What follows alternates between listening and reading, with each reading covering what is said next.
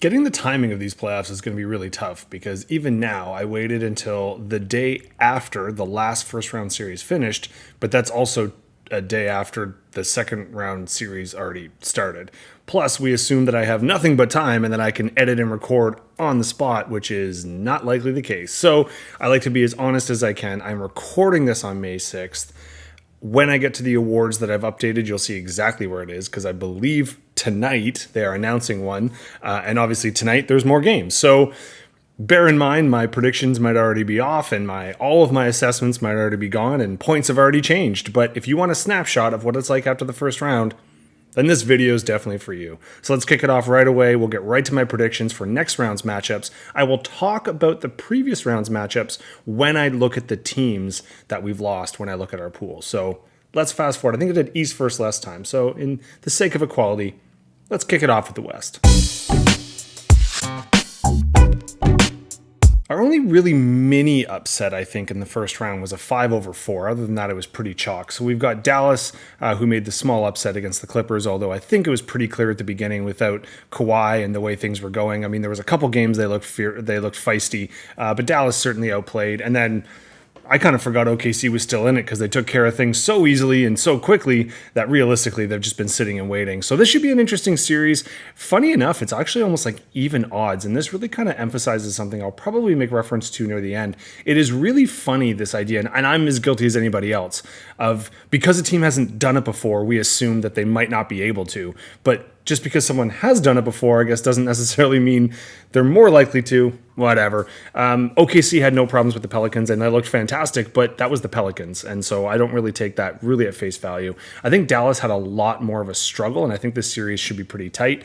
If you look at most predictions, at least the ones that I've read, a lot of people have this going to 7, and what that probably means is they don't really have an idea what's going to happen either way, and without actually seeing how these teams play against each other, because remember, if you played the Dallas maybe before February, they're a very different team. They actually play decent defense now. And Kyrie, I was definitely on the, not great on your team when he was with the Nets. Didn't look like he cared as much. Him and during COVID was really interesting. If you can put the personal stuff aside, or if you can take the idea that maybe some of his personal stuff he just says out of a free thought kind of mentality, and maybe it's not as harmful as some people think. He actually is insanely fun to watch, and I think it's one of those things, if you like basketball, it's hard not to want him to be good because he's just basketball's better when he's good. He's one of the best finishers I've ever seen in terms of body control. He definitely has no fear when it comes to creativity, and compare him to some of the other people that are in the same ilkage as people who've kind of been problems on their team before, but has a high ceiling when they're there. He really is someone, unlike, say, take Harden, who has a very similar rap, maybe not for the personal stuff, but certainly has that reputation of not coming through in the clutch. Kyrie's the exact opposite. He's kind of the guy you almost want in those clutch situations, and him and Luka seem to have a really good relationship. I do actually think this could be tough. Gun to head, I'm going Thunder just because I think that they're actually a little tougher than we think.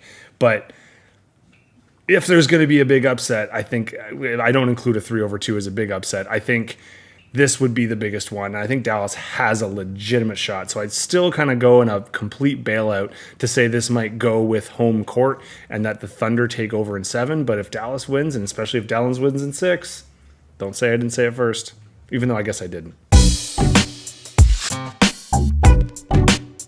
The other Western matchup is realistically our finals. I think these two teams look the best. Now, I'll get to the Celtics in a second, but obviously with an injury to the Celtics, I think they'll be fine in the East, but I think going against one of these two teams would be quite tough. Nobody's stock has been higher, that's jumped higher than Ant-Man's, and I think, the old adage of Ant-Man now playing like Giant Man, I think exists. He's got no fear. He's getting all of the comparisons that you would want someone like him to get. He's still crazy young. You saw him in the summer for the U.S. national team. He's going to make it even tougher this summer in the national team, which is something I probably will talk about in a bit too. More the Olympics, I guess, not just national team. But this does seem like the two juggernauts. Now, again, full value. I try not to put too much stock into predicting because of game 1. But Minnesota showed they can go into Denver and win, which is super hard to do in Denver. And I think Minnesota, remember, defending as champions is quite tough. I think this series is going to be decided by the guards. I think Jokic, you can't stop him, right? And I think everyone knows that. And Denver's smart to run their offense through him. But there's a reason why people care so much about playoff Murray is when he turns it up. And it really makes you think, why does he not turn it up during the regular season as much? But he seems to be able to just flick a switch. If he can do that, then Denver wins this game, this series, and I think it's still probably 6 or 7. But the Timberwolves aren't stupid, and they know they can take some chances because they know that have that interior defense. If they can bother him, if they can play tough defense on him, if they can make his life miserable, and honestly, they have some players that's not Ant-Man that can foul him a little bit, and sometimes the referees let it go, and sometimes they don't. If they can get him frustrated, and if they can get him off his game, Minnesota wins this series. If Jamal Murray can do what Jamal Murray does, then Denver does. So realistically, it's all on the boy from Kitchener. If you didn't know, that's like 20 minutes from where I grew up. I mentioned them already in the East. Boston is clearly, and I'm going to say this again, I am not jinxing them or anything. I know you have them as a team, and you're actually kind of cheering for them too. There's no other team in the East that's any good in my mind, and I'm not even joking. I know the Knicks have a lot of hype, but Boston is a good team, and they should win the East. However, the injury to KP is not what they needed, and I know it's one of those scary injuries, and when you talk about someone who's that tall and kind of has that injury history, that sucks. I still think they're fine. I don't think this series should be much of a challenge. I'll talk a little bit about Orlando when I get to the next part. I think Cleveland was lucky to squeak through. I think defensively they're going to give them Boston some looks, but come on, let's be honest. If Boston really wants to take care of business, do this in 4 or 5. I think that's about right. Now, we're not all the same age, but we're close enough in age to know that all of us, when we think of Indy and New York, just get ready for it. The Spike Reggie Miller things are going to come early. They're going to come often. You want to see the barrage, the 9 points, the 8 points kind of in the last 9 seconds. You want to see the choke kind of bit. You want to see, the 4-point play. All the stuff is going to come out and all the highlights. So that'll feel great. I do think this series is an interesting one, though. I think New York showed in the Philly series that they're super tough. I think they're the better team, and I think they should win the series. And there's a big but here. Now, I'm not a big tennis player when Kevin Horst is, and then one of Kevin Horst's former coaching colleagues and good friends of ours, once told me when I played tennis, because I'm not good, so I've never been formally trained. So when I play, I have to go for winners all the time because I can't rally. Eventually, I'm just going to make mistakes. And Brendan always laughed. He's like, sometimes I'm just a pusher, and I'm just going to push and push and push. And it made me think of like boxers, like the Ali rope-a-dope, and just let the person tire them out. That's how Indy wins this series. They just push, they push, they push. They just look to run. They look to get as aggressive as they can. They get their offense out there. New York's been playing 6.5 guys roughly in the rotation and overplaying them for probably, it's Tommy T on the team here. So he doesn't care about court management or player management in terms of limiting minutes. Brunson will essentially be playing 47 to 46 minutes a game. Hart's doing about the same. They're going to be going crazy, and realistically, if they kind of keep that up and if they can hold strong with those people, they are the better team. But if Indy can make them go to the bench, I think they're in trouble. It does mean that Brunson can't do this. He might be able to get one more series out of him, but they have to expect more people. I think, without Randall, I think that second scoring option is something they definitely need. Now, if you just watch this series, you might not actually think that DiVincenzo is actually their second scorer, but often he has been. But just like the pizza, it's not delivery, it's he's not real pizza, and he's not showing that he can create. But when he's hot and he's hitting his shots, he's a viable option. And realistically, if they're smart, they got to try and get this one going early because they could win this series in 5 quite easily. If the Pacers can push, if the Pacers can get super offensive because they can't play defense and they can just turn this into more of a run and gun, if they just push and push, this would be the only chance I see for a bit of an upset in the East. I'm more starting on the screen just so you can see evidence, because this would have been updated, that I am actually recording when I said I was recording. Not that you'd ever have reason to doubt me. But it also means, if you look this, these are 4 fairly major awards, which would pretty much, as I think I will probably say in the outro, lead us all the way until our all first, second, third teams and defensive teams and all that. So we're pretty much done with the awards. We will be pretty much done with the awards by the end of this week. So you can see all the nominees as we go. We also know that we got a few that have already won, and you'll see that I've already put them in the spreadsheet. Shay, I do love your idea, and I think we should probably take it through that Coach of the Year maybe goes to the team next year. But I don't know about executive. I don't know how I feel about that. We'll leave that one for the group chat, but I'd be okay to leave that one out. This year, though, we had a bunch that did not get cashed in. No one had teammate of the year. No one had Caruso. And then we'll see about social justice, because some of these players are taken, some and many are not. But speaking of which, let's just get to some of the updates. So I put in, obviously before the last one, I put in all the other people. So realistically, of all of them, it was really just Curry for the clutch award and then Maxey with most improved. So congrats there. Maxey looking like a great pickup from Chainer. So well done. And then Curry, that was great for you, Shay. And I think that's also bodes well. He's not a guaranteed for first, second, or third team All-NBA, but he's definitely in the cloud and in the bubble, and I think you got to cover other people there. So I will keep going through with it and keep updating as we go along. But like I said, probably by the next time I update, assuming I can update properly after the second round, I do have a little travel upcoming, but I should still be able to figure it out.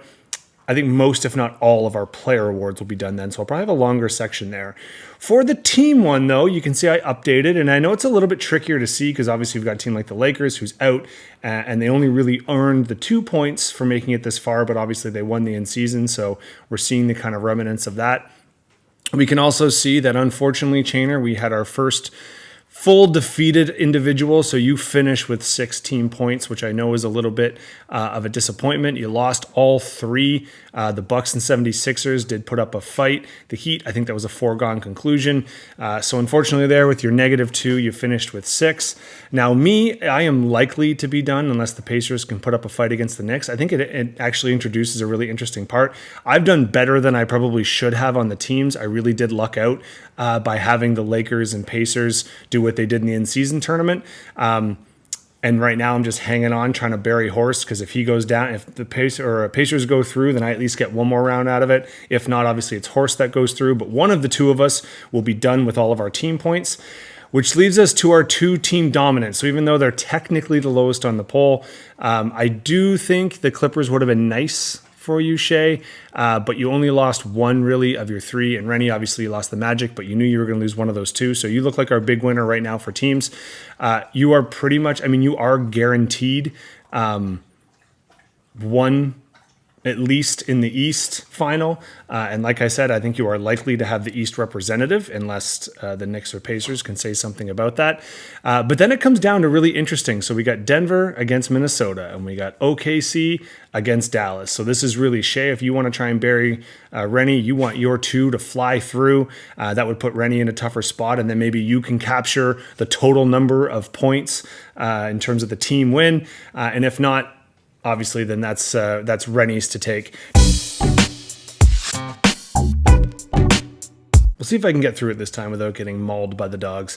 I wanted to rank each of the teams that went out, so all the teams in pink, kind of in my the best situation and kind of down to what I consider the worst. And I don't think that my rankings might actually match yours, but I'll try and give a quick justification. I think the best team coming out of this, and the one that has this is actually, you could make the argument of best case scenario, I think that's Orlando, and I would argue that just because realistically, what were they going to do against the Celtics? It would have been cool for them, but if you watch this, Paolo was pretty much running down to nothing, and it might get to that point of just, he already in Game 7 looked gassed by the end because he was their only scoring option. Now, Magic looked great. They look good offensively at home, but anemic on the road. And if they can't score against Cleveland, Cleveland's defense is all right, but none of their scoring options came up. Wagner looked like he didn't even want to shoot in that last game, and that's not great because right now he technically is their number 2 scoring option.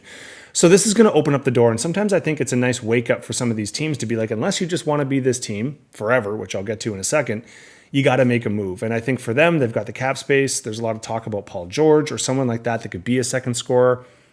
So it'll be interesting. I think for the Magic, they don't have to get embarrassed by the Celtics. They can say, hey, we had a great season. We finished. We made the playoffs legit. Now what do we need to do to build to be a threat in the playoffs? I think the next team, and again, this is going to feel weird maybe because I feel weird when I wrote this down, but the Pelicans, I'd put us the second best. Yeah, they got skunked by the Thunder, but they should have gotten skunked by the Thunder. And reality is, if they saw the way that they were able to play when Zion was both healthy and able to run up and down the court, he was in shape, that's a special player. When he plays himself into shape, you can't do that. I mean, I know we look at players like, Shaq in the early 2000s that would play himself into shape, but a couple things. Number one, he was Shaq and he could be pretty dominant, and adding that extra size wasn't great, but there was a guy on his team named Kobe that could take over, and there's no one on the Pelicans that can really do what Zion, can make up for Zion's losses here. He can't take an offseason like he's had in the last couple of years. He can't keep putting on the pounds and then take them off. He's got to maintain some level of shape, and I think this is kind of that reality check for the Pelicans. You might disagree with this one too. The third spot, I'm actually putting Milwaukee. Yeah, the coaching situation looked like a mess, but I mean, you hired someone who right off the bat essentially said, you shouldn't have hired me. And now he's going to get a year with the team. Dame time apparently is only when you set your watches to a certain standard time, and it's only when he can make it there. But obviously, Giannis didn't play, and Giannis not playing, you're not going to be that good. It's a good reminder of that. I think it's nice for them to get a real idea of what they have outside of him. And they're still going to be a threat next year as long as he's healthy. But it might really highlight who should stay and maybe who should go. This one I battled back and forth, and I wasn't really sure what I felt I should do here. But weirdly enough, I'm putting the 76ers, and it's because I think the reason why I didn't think they should be this high as fourth in best situation, although now we're getting right in the middle, it's because they have Maxey, and I think that was a nice benefit of this year, because I think with Embiid, it's going to be interesting. Is his time done? How the process that I talk about, like, is it there? I think it's a perfect example, though, of the dangers of sometimes the process is great, but you don't want to learn how to lose. And I think Philly has a really interesting conversation, and Embiid has an interesting conversation about how to move forward. But I think the elements and the pieces can be there. It just became really clear people like Tobias Harris probably have to go. Next on here, and this is another one I flipped a little bit, I would actually I'm going to have the Los Angeles teams back to back here. And I kind of don't know which one to put.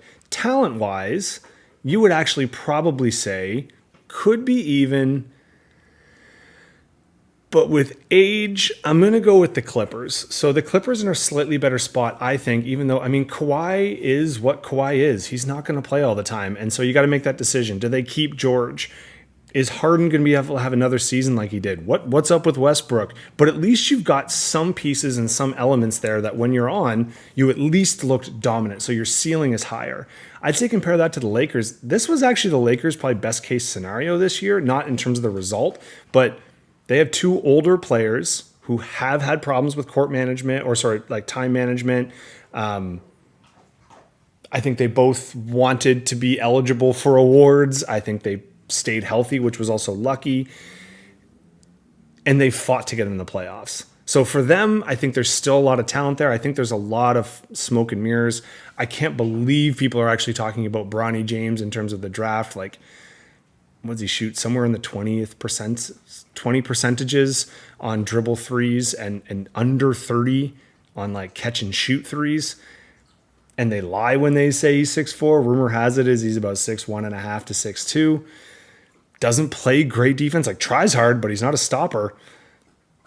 Someone's probably going to take him just to get LeBron. And so that's going to kind of dictate where the Lakers go. But I do think that they at least have a better situation than the other two, even though I really don't know what team is going to walk out next year. I got to assume it's going to be pretty similar, but we'll see. So the worst two, and I did battle between these, I put the Heat next as the second to worst situation. And it really comes down to Jimmy Butler. It looks like a soured relationship, but I don't know that that's an awful thing. This idea of this Heat culture, yes, it's only going to get you so far, but what is really your culture? A team that shouldn't have done that well, but then did in a couple playoffs in a row. But again, I can't stress this enough. Shouldn't have really done that well. A lot of things had to go right for them to make those runs. But when you make those runs, a lot gets excused. And they just don't have the blueprints for a great team. And they need to make some kind of changes. So what they have at their base, I honestly don't know. If someone like Tyro Hero, who can't play defense but thinks he's a top elite scorer, I don't know if that's someone you really can build around. And if you lose Butler, what do you have? Bam, obviously, but you need more than Bam. But I do think there is a team that's worse, and that's obviously Phoenix. I already let it out. Like, Ishbia, I'm not a fan of him as an owner. I can throw you a podcast if you want that kind of went into who he is and what he is if you don't know much about him. I think he's entertaining to have as an ownership, but he likes shiny things, and he went out and bought Durant without thinking about it. I mean, get Booker, get Beal, why not? Well, why not is because they're not going to fit that well together, right? And again, when they played well, they were fine. But if you looked at the regular season, they rarely put a full game together, and it stinks because, I mean, this is going to keep following KD around wherever he goes. He wants a situation. He has no problem gutting a team to get what he wants. Coaches can get fired. Players can get moved. He's done this now for a couple of franchises. And then what? What is the end product? Unless he turns this around, he's just going to be known as one of the best scoring forwards of all time, ... that needed a team that was better for him to win. He needed Curry on his team and Curry to have less of an ego. And I don't know if that's really the legacy Durant's going to want. So what the Suns do, I have no clue. I'll try and be brief on my closing thoughts, mainly just because I don't have a whole lot of time to edit this thing. This is a really fun year that we've picked here that's got the old versus new. And I think I mentioned that before, and I'll probably make a bigger point of that again. But we're looking at almost like the early 2000s when you saw kind of that changing of the guard and the new stars kind of come out. And this is definitely, I mean, you look at the people who are already out, former MVPs and mainstays. I mean, LeBron was essentially in the finals for a decade, if not Curry was. You've got Embiid, who's obviously got the MVP, and already spoke to him quickly on the Philly Bart and what they're doing. They're all out. Durant out, right? Booker out. I know he's younger, but you've got these new kind of stars coming up, and it's super interesting to see how that's going to develop. Now, it does raise not just questions that I'll talk about in the league, but I mentioned the Olympics, and I'm actually super interested. We've got two players who barely played well, and Embiid and Kawhi, that are on Team USA. Is it responsible to play for the Olympics right now if you're either one of those two guys? I mean, Embiid, I know, is making a lot of excuses in that sense, and we've got the process, but it's been 10 years, and Philly hasn't done much, and this is going to be a really active offseason. I was one of those people who were initially upset that he went to Team USA. He essentially had three options, and he chose USA. He could have gone to France and played for them, and how fun would that backcourt have been? Gobert, him, and Wemby. He could have taken most of the preliminary rounds off and barely played. They had the post-def and really just kind of use him for when they needed him. Now on Team USA, they actually do need some post help. And if he's there, I mean, he doesn't look great, and I know we can say that the Bell's palsy, obviously, and he's still recovering from the injury, but it's not like injuries haven't been something he's constantly be dealing with. And Philly has shown several times that even trusting the process doesn't necessarily mean drafting super well. And I'm sure, Boston has benefited from both them and the Lakers making a interesting choices drafting wise in the past. So if he really wants to win that NBA title, and he wants to be honest to Philly, and he wants to be the guy in Philly and have it not transition to Maxey, does raise a lot of questions. How important is the Olympics, and what do these people want to get out of it? Because this old versus new, we're going to see that this summer, right? Who do you start in a team like that? Do you just grandfather in that Curry and LeBron get to start because they're Curry and LeBron? When push comes to shove, if they play a team that can actually push and shove them, do you make some of the moves? What does Ant-Man do in this situation, especially now that he blocked KD and Booker pretty badly in the last games in Phoenix? Are they okay? I mean, they say they are, so I'm sure they are.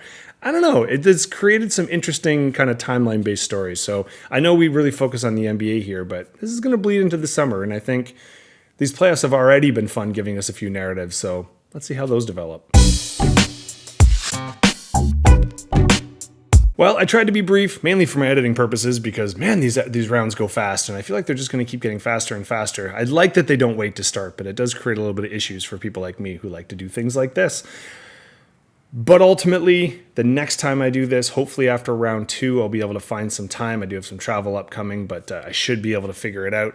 By then, most of the awards, I imagine, will be done, and then we're just waiting on kind of how the last pieces fit. So as it comes to our pool, we're really getting down to the heat check here. So cheer on your teams pretty hard. There's nothing you can do about the player awards, so now you're just trying to squeeze out as many rounds as you can from your teams, and then let's see how the chips fall. Best of luck, folks. Enjoy round 2.